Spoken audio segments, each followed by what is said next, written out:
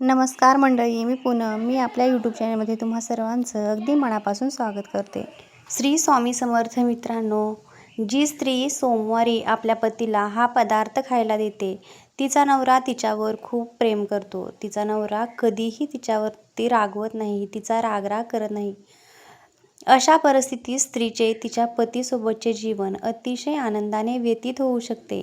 प्रत्येक स्त्रीची इच्छा असते की तिच्या घरात कधीही भांडण होऊ नये.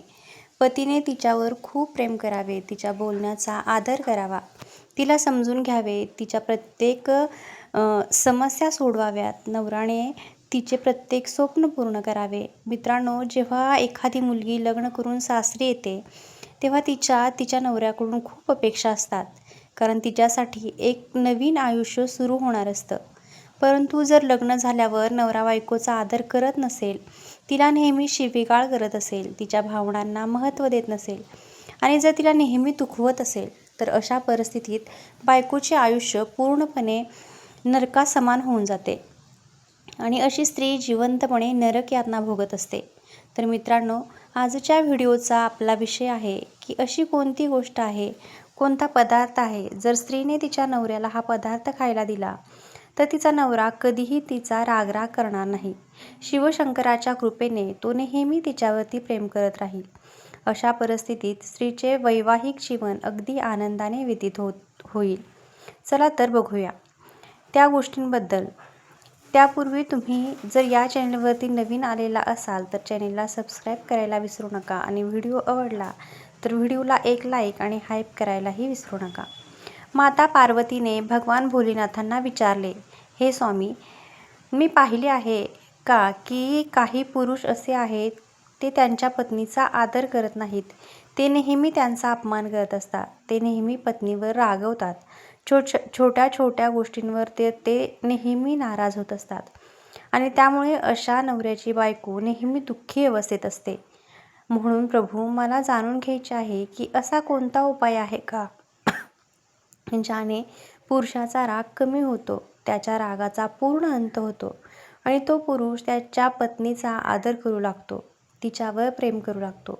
तेव्हा भगवान शिव माता पार्वतीला म्हणाले, हे देवी, आज मी तुम्हाला एक कथा सांगणार आहे. जर एखाद्या स्त्रीने महिन्यातील कोणत्याही सोमवारी आपल्या पतीला शांतपणे एक गोष्ट खाऊ घातली तर तिचा पती आयुष्यभर तिचा आदर करतो. माता पार्वती म्हणते, प्रभू, अशी कोणती गोष्ट आहे जी पत्नीने तिच्या नवऱ्याला खायला दिली तर पतीचा राग शांत होतो, तो तिचा रागराग करत नाही आणि बायकोचे आयुष्य आनंदाने भरून जाते. माता पार्वती म्हणाली, ठीक आहे प्रभू, तुम्ही कथा सांगायला प्रारंभ करा. तुम्ही सांगत असलेली कथा मी अगदी मनापासून ऐकणार आहे. मी तुम्हाला वचन देते. जेव्हा भगवान शिव माता पार्वतीला म्हणतात, हे देवी, एक खूप जुनी गोष्ट आहे. एका नगरात एक राजकुमार राहत होता. राजकुमाराचे लग्नाचे वय झाले होते, त्यामुळे त्याला आता लग्न करायचे होते. परंतु लग्नासाठी त्याला मुलगी त्याच्या आवडीची हवी होती, जिचे सफरचंदासारखे लाल गाल, सफरचंदाच्या बियांसारखे तपकिरी डोळे, सफरचंदासारखा गोड स्वभाव. त्याची अशी मुलगी त्याला राज्यात कुठेही सापडत नव्हती. म्हणून तो अशा मुलीच्या शोधात दुसऱ्या राज्यात गेला. तिनं 3 दिवस 3 रात्री अखंड स्वारी करत राजकुमार एका ठिकाणी पोहोचला. लहान झाडांची रांग होती. त्या रांगेत एका झुडपाखाली एक केसाळ पाय चिकटला होता. तो पाय पाहून राजकुमार थांबला. मग राजकुमाराला त्या झुडपातून एक आवाज ऐकायला आला, अरे माझ्या दुर्दैवाने, मी इथे अडकलो आहे. माझा पाय ओढ, तरच तुला कळेल मी कोण आहे. मग राजकुमार म्हणाला, ठीक आहे. हे बोलताच राजकुमार बळजबरीने तो पाय ओढू लागला. राजकुमाराने पाय ओढल्यावर त्या झुडपामधून गोलाकार शरीर आलेल्या, लाल हिरवे कपडे घातलेला एक छोटा माणूस बाहेर आला. तो माणूस आल्यावर त्याने राजकुमाराचे आभार मानले.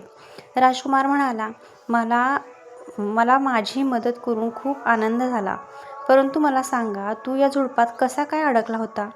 तेव्हा तो माणूस म्हणाला, हे राजकुमारा, एका राक्षसाने माझ्या मुलीला पळवून नेले आहे. जेव्हा मी माझ्या मुलीला वाचवण्यासाठी राक्षसाचा पाठलाग केला, तेव्हा पाठलाग करत मी इथंपर्यंत येऊन पोहोचलो. तेव्हा त्या राक्षसाने मला झुडपामध्ये एका झाडाला चिपकवून ठेवले. मला धड हलताच येत नव्हतं. आज तू मला ओढून बाहेर काढल्यामुळे मी सुरक्षित आहे. अशा प्रकारे तुझे प्राण वाचले आहेत. मी तुझा खूप आभारी आहे. त्यानंतर राजपुत्राने विचारले, तुला माहीत आहे का राक्षसाने तुझ्या मुलीला कुठे घेऊन गेला आहे? तेव्हा तो माणूस म्हणाला, त्या राक्षसाने माझ्या मुलीला एका बोट आणि अंगठ्यामध्ये दाबले आणि त्या मुलीला तो घेऊन राक्षस इथून उडून गेला. मी हा सर्व प्रकार फक्त पाहतच राहिलो. माझा तर श्वासच कोंडला होता. माझ्या तोंडातून एक शब्द निघत नव्हता. मग करावं काय मला सुचत नव्हतं. तेव्हा राजकुमार म्हणाला, हे फार वाईट झाले. तो तुझ्या मुलीला कुठे घेऊन गेला? तो माणूस राजकुमाराला म्हणाला, राजकुमार, त्या राक्षसाने माझ्या मुलीला छोट्या डोंगराच्या पलीकडे बांधलेल्या दरवाजाच्या पलीकडे नेले आहे, जिथे एक उपाशी कुत्रा, थकलेली चेटकीण आणि त्यांच्यापुढे एक डोंगर असून त्याला एक खूप मोठा दरवाजा आहे. तेव्हा भगवान शिव माता पार्वतीला म्हणतात, हे देवी पार्वती, त्या माणसाने राजपुत्राला सर्व काही सांगितल्याबरोबर राजपुत्र म्हणाला, जर त्या राक्षसाने तुमच्या मुलीला त्या दरवाजाच्या पलीकडे नेले असेल तर काळजी करू नका. मी लगेच जाऊन तुमच्या मुलीला परत आणतो. पण एक सांगा, तुमची मुलगी कशी दिसते? जर मला कळले की ती मुलगी कशी दिसते तर मला तिला ओळखणे खूप सोपे होईल आणि मी तुमच्या मुलीला तुमच्याकडे परत आणू शकेल. राजपुत्राचे बोलणे ऐकून तो माणूस म्हणाला, हे राजकुमारा, माझ्या मुलीचे गाल सफरचंदासारखे लाल आहेत. तिचे डोळे सफरचंदाच्या बियांसारखे तपकिरी आहेत. तिचा स्वभाव सफरचंदासारखा गोड आहे. भगवान शिव म्हणतात, पार्वती, राजकुमारही अशाच मुलीच्या शोधात होता. त्या माणसाचे बोलणे ऐकून राजकुमार अजिबात थांबवू शकला नाही. आता तुम्ही काळजी करू नका. मी अशाच मुलीचा शोध घेत होतो. त्यानंतर राजकुमार ताबडतोब घोड्यावर स्वार झाला. मुलीला शोधायला तो निघून गेला. शोधत शोधत राजकुमार जंगलात खूप दूर गेला होता, परंतु त्याला राक्षसाचे लपवल्याचे ठिकाण सापडले नाही. तो एका तलावाच्या काठी खोल विचारात बसला. तेवढ्यात एक साधू उन्हात भटकत त्याच तलावाच्या काठी आले होते. साधू भगवान श्रीहरी विष्णू यांचे उपासक होते. तेव्हा त्या साधू महाराजांनी राजकुमाराला खूप काळजीत पाहिले. ते साधू राजकुमाराला जवळ गेले आणि राजकुमाराला विचारले, बाळा, खूप काळजीत आहेस, काय झाले? साधू महाराज राजकुमार जवळ जाऊन विचारतात, तू इतक्या काळजीत का दिसत आहेस? तुझी अडचण काय आहे? साधू महाराजांचे म्हणणे ऐकून राजपुत्र महाराजांना म्हणाला, इथल्या जंगलात कुठेतरी एक राक्षस राहतो. तो एका मुलीला पळवून घेऊन गेला आहे. मला तिथे पोहोचायचे आहे, पण तिथे मी कसा पोहोचू मला समजत नाही. मी त्याचे लपवण्याचे ठिकाण शोधून शोधून थकलो आहे, पण मला अजूनही ते सापडले नाही. तेव्हा त्या राक्षसाचे ठिकाण कसे शोधावे याचाच विचार मी इथे करत बसलो आहे. भगवान शिव माता पार्वतीला म्हणतात, हे देवी, अशा प्रकारे राजकुमाराचे म्हणणे ऐकून त्या साधू महाराजांनी त्यांच्याकडे असलेली दैवी नजरेने पाहिले की राक्षसाचे ठिकाण खोटे आहे. मग हे पाहिल्यावर साधू महाराज राजपुत्राला म्हणाले, बाळा, मी तुला त्या राक्षसाचे लपवण्याचे ठिकाण सांगतो, पण आणखी एक गोष्ट लक्षात ठेव. तू राक्षसाकडे गेल्यावर तुला अनेक अडचणींना सामना करावा लागेल. आता मी तुला सांगतो कोणत्या अडचणी येतील. तू जेव्हा पुढे जाशील तेव्हा राक्षसाच्या ठिकाणापासून पोहोचण्यापूर्वी सर्वप्रथम तुला एक कुत्रा भेटेल, जो खूप उपाशी आहे आणि रागावलेला आहे. आणि लक्षात ठेव, तो प्रत्यक्षात कुत्रा नाही, तो एक राक्षस आहे. राक्षस कुत्रा म्हणून त्या मोठ्या राक्षसाचे, म्हणजे ज्याचा तू शोध घेतोयस, असलेल्या मुलीला पळवून नेले त्याचे रक्षण करत असतो. जर कोणी त्या गुप्त ठिकाणी प्रवेश करण्याचा प्रयत्न केला तर तो कुत्रा त्यांच्यावर हल्ला करून त्याला ठार मारतो. नंतर तो पुढे जाशील तेव्हा तुला एक चिटकीण भेटेल, जिला माणूस पाहून इतका राग येतो की ती रागाने लाल होऊन समोरच्या माणसाला मारून खाऊन टाकते. मग पुढे गेल्यावर तुला दरवाजा दिसेल. तो प्रत्यक्षात दरवाजा नाही, तो सुद्धा एक राक्षस आहे. दरवाजाच्या रूपात पहारा देत आहे आणि आतमध्ये प्रवेश करणाऱ्याला तो लगेच खातो. भगवान शिव माता पार्वतीला म्हणतात, हे देवी, पुढे साधू म्हणाले त्या राजपुत्राला की बाळा, जर तुला या तिघांच्या रागापासून स्वतःला वाचवायचे असेल, रागावर नियंत्रण ठेवायचे असेल, राग संपवायचा असेल, तर तुला एक गोष्ट तुझ्या जवळ ठेवावी लागेल आणि जेव्हा ते तुझ्यावर रागवतील तेव्हा तू त्यांना असं सांग की माझ्यावर रागवू नका. मी तुम्हाला काही प्यायला देणार आहे. ते प्यायला तुम्ही ते पिल्यानंतर तुम्ही अमर व्हाल. मग तू ती गोष्ट त्यांना द्यावी.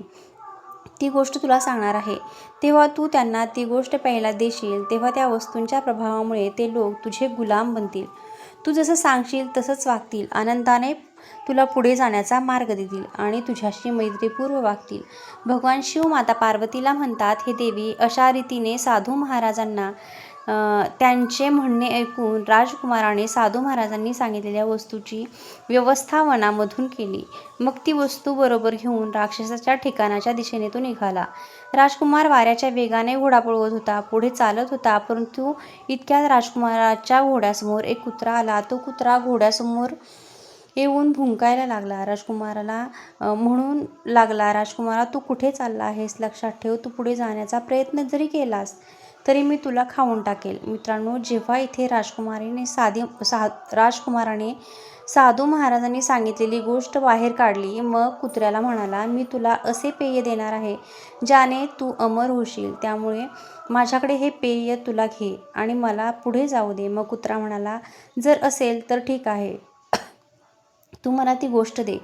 राजपुत्राने ती गोष्ट काढून कुत्र्याला प्यायला दिली आणि म्हणाला, मी त्या राक्षसाच्या किल्ल्यावर जात आहे जिथे सफरचंदासारखे लाल गाल, सफरचंदासारख्या बियांसारखे तपकिरी डोळे आणि सफरचंदाच्या रसासारखा गोड स्वभाव असलेली मुलगी कैद आहे.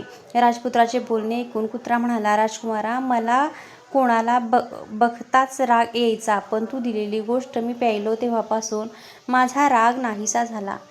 राजकुमार, तू खूप चांगला आहेस. आता पुढे जाऊ शकतोस. मी पुढे काहीही नुकसान करणार नाही. पण एक गोष्ट लक्षात ठेव, जर तुला ती मुलगी कुठेही दिसली नाही तर तुला तिथे एक सफरचंद दिसेल. ते सफरचंद उचल. भगवान भोलेनाथ माता पार्वतीला म्हणतात, हे देवी पार्वती. त्यानंतर राजकुमाराने त्यांच्यासोबत काही भाकऱ्या आणल्या होत्या. त्या भाकऱ्या कुत्र्याला दिल्या आणि म्हणाला, तू ह्या भाकऱ्या घे आणि तुझी भूक भागव. राजकुमाराने दिलेल्या भाकऱ्या कुत्र्याने आनंदाने खाल्ल्या. त्यानंतर कुत्रा राजकुमाराला म्हणाला, राजकुमारा देवा, तुला त्या मुलीला मुक्त करण्याचा आशीर्वाद देतो. पण एक गोष्ट लक्षात ठेव, तुला जिथे एक सफरचंद नक्की दिसेल ते न चुकता उचल. अशा प्रकारे कुत्र्यासोबत बोलल्यानंतर राजकुमार घोडस्वार होऊन पुढे निघाला. आता राजकुमार त्या घराजवळ गेला. चेटकीण भेटली. तेव्हा चेटकीण म्हणाली, राजकुमारा, सावध हो. पुढे गेला तर मी तुला जिवंत खाऊन टाकेल. राजकुमार त्या चेटकिणीला म्हणाला, तू मला मारू नकोस. माझ्याकडे एक पेय आहे, ते तू पी. तू ते प्यायलीस तर तुझा राग शांत होईल, तू अमर होशील. चेटकीण राजकुमाराला म्हणाली, ठीक आहे. राजकुमाराने त्या चेटकिणीला त्याच्याजवळ असलेले पेय दिले. ते पेय प्यायल्यानंतर चेटकिणीचा राग पूर्णपणे शांत झाला. राजकुमाराला ती विचारू लागली, तू कुठे चालला आहेस? राजपुत्राने उत्तर दिले, मी राक्षसाच्या किल्ल्यावर राक्षसाने कैद केलेल्या मुलीला घेऊन यायला चाललो आहे. तेव्हा चेटकिणीने ते पेय पिऊन राजकुमाराला म्हणते, तू पुढे जाऊ शकतोस. मी तुला कोणतीही इजा करणार नाही. चेटकिणीने पुढे जाण्याची परवानगी दिल्यामुळे राजकुमार आनंदित झाला व राजकुमाराने त्या चेटकिणीला एक घोंगडी दिली. ती घोंगडी तिच्या अंगावरती गुंडाळली आणि ती म्हणाली, राजकुमारा, तू खूप चांगला आहेस. मी तुला इजा करणार नाही. तू इथून पुढे जाऊ शकतोस. देव तुला त्या मुलीची सुटका करण्यात यश देव. पण लक्षात ठेव, तुला जर ती मुलगी सापडली नाही तर तू तिथे ठेवलेलं एक सफरचंद असेल तर ते सफरचंद नक्की घे. भगवान भोलेनाथ माता पार्वतीला म्हणतात, हे देवी पार्वती. अशा प्रकारे राजकुमार चेटकिणीच्या जवळून पुढे जातो. तो वाऱ्याच्या वेगाने त्या मुलीचा शोध घेत पुढे निघतो. मग तो एका घराजवळ आला आणि राक्षसाच्या रूपात उभा होता. तो दरवाजा राजकुमाराला पाहून म्हणाला, अरे राजकुमारा, सावध राहा. तू एक जरी पाऊल पुढे टाकले तरी मी तुला खाऊन टाकेल. राजकुमार सुद्धा दरवाजाच्या स्वरूपात राक्षसाला म्हणाला, तू मला मारू नको. माझ्याकडे एक पेय आहे, ते तू पी. ते पेय पिल्यानंतर तू अमर होशील. तो दरवाजा म्हणाला, अरे असे गोष्ट असेल तर माझ्यासाठी उत्तमच आहे. तू लवकर मला ते पेय दे. राजकुमाराच्या जवळ असलेली वस्तू दरवाजाच्या रूपात असलेल्या राक्षसाला त्याने प्यायला दिली. ती वस्तू प्यायल्याबरोबर दरवाजाचा राग पूर्णपणे शांत झाला. त्यानंतर दरवाजा रूपी राक्षसाने राजकुमाराला विचारले, तू कुठे चालला आहेस? राजकुमाराने सांगितले, राजाने कैद केलेल्या मुलीला आणण्यासाठी मी चाललो आहे. दरवाजाचा राग शांत झाला, परंतु त्या दरवाजाला गंज चढला होता. त्यामुळे राजकुमाराने दरवाजाचा गंज साफ केला. त्यामुळे दरवाजा आनंदी झाला. म्हणाला, जा राजकुमारा, तू त्या मुलीची सुटका कर. पण एक गोष्ट लक्षात ठेव, तुला तिथे जर एक सफरचंद दिसले तर ते नक्की उचल. अशा प्रकारे राजकुमाराचा दरवाजातून पुढे निघाला. घोड्यावर बसून राजकुमार भरधाव वेगाने राक्षसाच्या किल्ल्यापर्यंत पोहोचला. थेट त्या घोड्याजवळ बसून पायऱ्या चढून वर गेला. किल्ल्यावर पोहोचल्यावर राजकुमाराला एक राक्षस दिसला नाही व ती मुलगीही दिसली नाही. मग तो राजकुमार पुढे गेला. त्याला तिथे कोणीही दिसले नाही. नंतर राजपुत्र स्वयंपाकघरात गेला. तिथेही त्याला कोणीही दिसले नाही. राक्षस दिसला नाही किंवा मुलगी दिसली नाही. त्यानंतर राक्षसाच्या बेडरूममध्ये पोहोचला. तिथे त्याला घोरण्याचा आवाज आला. त्याने आत डोकावून पाहिले तर राक्षस गाढ झोपला होता. जवळ एका ताटात एक सफरचंद ठेवले होते. मग राजपुत्राला सर्वांनी सांगितलेल्या त्या गोष्टी आठवल्या. जर तुला ती मुलगी दिसली नाही तर तुला तिथे ठेवलेले सफरचंद तू नक्कीच घे. मग ते नक्कीच दिसेल ते तू न चुकवता घे. भगवान भोलेनाथ माता पार्वतीला म्हणतात, हे देवी पार्वती, जर राजकुमाराने ती सफरचंद उचलण्याचा प्रयत्न करताच सफरचंद एका मुलीत बदलते की ती मुलगी खूप सुंदर अशी होती. ती रडत रडत राजकुमाराला म्हणाली, हे राजकुमाराला, मला वाचव, मला इथून घेऊन चल. राजकुमार म्हणाला, आता तू काळजी करू नकोस, लवकरच तू माझ्याजवळ येणार आहेस. माझा घोडा खाली उभा आहे. त्यानंतर राजकुमार मुलीला घोड्यावर बसवले आणि तिथून पळून लागला. परंतु इकडे राक्षसाला जाग आली होती. राक्षस ओरडला, अरे दरवाजा, त्याला लवकर थांबव. तेव्हा दरवाजा म्हणाला, मी त्याला थांबवणार नाही. त्याने माझ्या बिजागऱ्या साफ केल्या आहेत. त्यामुळे मला आता कोणताही त्रास होत नाही. त्यामुळे मी त्याला थांबवणार नाही. राजकुमार पुढे जाण्याचा प्रयत्न करू लागला. नंतर राजकुमार मुलीला घेऊन चेटकिनीच्या घराजवळ येऊन पोहोचला. इकडे तो राक्षस राजकुमाराच्या मागे धावत आला होता. तो ओरडला, म्हणाला, अगं चेटकिनी, त्या राजकुमाराला थांबव, इथून पुढे जाऊ देऊ नको. चेटकिनी म्हणाली, मी त्याला थांबवणार नाही, कारण राजकुमाराने मला झोपण्यासाठी मखमली एक घोंगडी दिली आहे. अशा प्रकारे राजकुमार मुलीला घेऊन तिथूनही पुढे निघाला. घोड्यावर बसलेली मुलगी व ते दोघे जण जाऊ लागले. राजकुमार मुलीला घेऊन पुढे गेला. देवी पार्वती सर्वांनी राजकुमाराला साथ दिली. कोणीही थांबवलं नाही. आणि जेव्हा राक्षस राजकुमाराच्या मागे येऊ लागला तेव्हा कुत्र्याने राक्षसाच्या पायाचा चावा घेतला आणि त्याला पकडले. मुलीचे वडील एका झाडापाठीमागे लपून बसलेल्या झुडपाजवळ पोहोचले आणि राजकुमार धावतच राहिला. घोड्याचा आवाज ऐकून तो माणूस बाहेर आला. त्याचे पाय धरून त्याला बाहेर काढले. आपली मुलगी मिळाली. त्याला खूप आनंद झाला. राजपुत्राच्या सांगण्यावरून त्या मुलीचे राजकुमाराबरोबर लग्न लावून दिले. अशा प्रकारे राजकुमाराला त्याची आवडती त्याची पत्नी मिळाली. तेव्हा भगवान भोलेनाथ म्हणतात, हे देवी पार्वती, अशा प्रकारे दोघेही नवरा बायको आनंदाने जीवन जगत होते. वाईट संगतीला लागलं की वाईट माणूस होतो. राजकुमाराला पत्नीचा खूप राग येऊ लागला. तिच्यावर अत्याचार करू लागला. राजकुमाराचा स्वभाव संतप्त झाला होता. हा सर्व प्रकार पाहून राजकुमाराची बायको खूप अस्वस्थ झाली. तिला तिच्या पतीकडून तिला त्रास होऊ लागला. काळजीने ती रात्रंदिवस काळजीत असायची. अशा प्रकारे स्वभाव बदलेल हे तिला कळत नव्हते. तेव्हा ते साधू एके दिवशी राजकुमाराच्या दारात भिक्षा मागण्यासाठी आले. पत्नीने साधूला भिक्षा दिली, परंतु त्या मुलीच्या चेहऱ्यावर दुःख पाहून त्यांना कळाले की ही मुलगी कुठल्या तरी काळजीत आहे. साधू महाराजांनी अंतर्दृष्टीने पाहिले की मुलीला कोणत्या गोष्टीचा त्रास होत आहे. तेव्हा त्यांना समजले की राजकुमाराचा स्वभाव खूप बदलला आहे. तो रागीट झाला आहे. साधू महाराजांनी राजकुमाराच्या जवळ सांगितले होते तेच त्यांनी राजकुमाराच्या पत्नीला सांगितले की पत्नीने त्याच झाडाच्या पानांचा रस घेतला. त्यात सुपारी मिसळून गुपचूप राजकुमाराला सोमवारी प्यायला दिले. त्यामुळे राजकुमाराचा राग कायमचा संपला.